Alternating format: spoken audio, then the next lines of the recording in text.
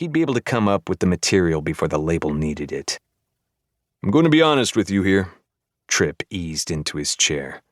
The label's not sure about the direction you want to take the next album. Knox had been waiting for this.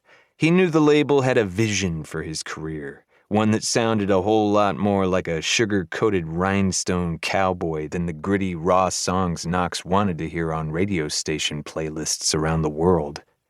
What do you mean? Playing dumb might get him enough info to figure out the angle the label was working. Tripp steepled his fingers under his chin. I'm gonna give it to you straight.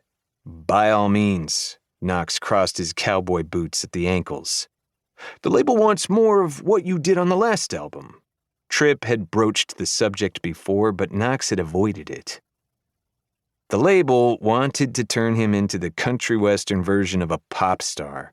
They'd even sent a stylist on tour with him who kept making gentle suggestions that he might want to cut his hair a certain way or wear a specific shirt that somehow found its way into his closet. Halfway through his tour, they'd changed his opening act from a guy with a voice like Hank Williams Jr. to a trio called the Strum Sisters. They sounded like a country light version of Britney Spears and gyrated all over the stage in their matching glittered miniskirts. It took him 2 nights before he realized the women weren't really sisters. They just all wore the same long red wigs. It had fooled him from 5 feet away. He was pretty sure the public would never know the women weren't even related. What if I don't want to go in that direction? Knox asked. He already knew the answer to that question as well. He'd used his first week at home to research attorneys. They can sue you for breach of contract, Tripp shrugged.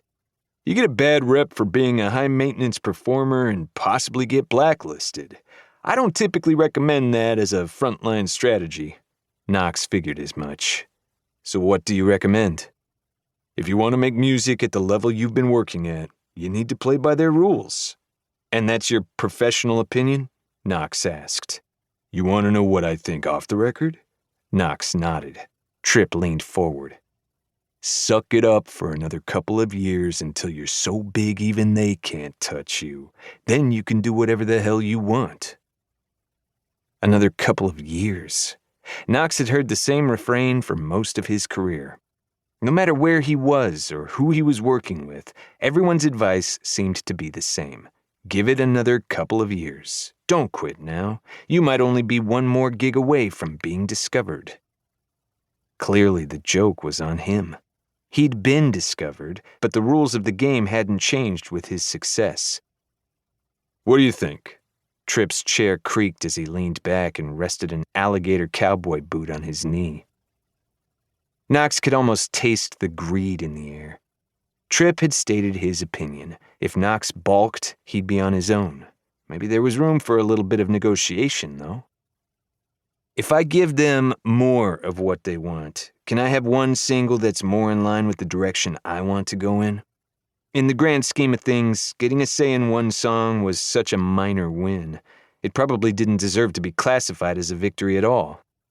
Surely the label wouldn't care as long as 99% of the album gave them their razzle-dazzle cowboy tunes. Tripp took in a breath so deep that his shoulders lifted at least 2 inches. I don't know what they'll say. They're behind you all the way, but I know they'll want to make sure whatever you put on this album is a solid fit with where they want to take this. Yeah, of course. It's that important to you? Tripp asked. His eyes softened, but Knox wasn't about to mistake the look for Tripp having a moment of remorse. The man had suckered Knox in, probably knowing full well that he'd never be able to play the kind of music he wanted to once a label got a hold of him. You know it is. Knox cocked his head and ran his gaze over the gramophone-shaped awards lining the shelves. He'd hoped to have at least 1 of those on his mantle by now, but singing the watered-down crap he'd been forced to over the past couple of years would never earn him that kind of recognition. Let me see what I can do. Tripp rose from his chair, his lips spread into one of his wide, got you exactly where I want you smiles. Thanks, man. Knox stood. Even without Tripp wearing his cowboy hat, Knox towered a good 6 inches over his manager.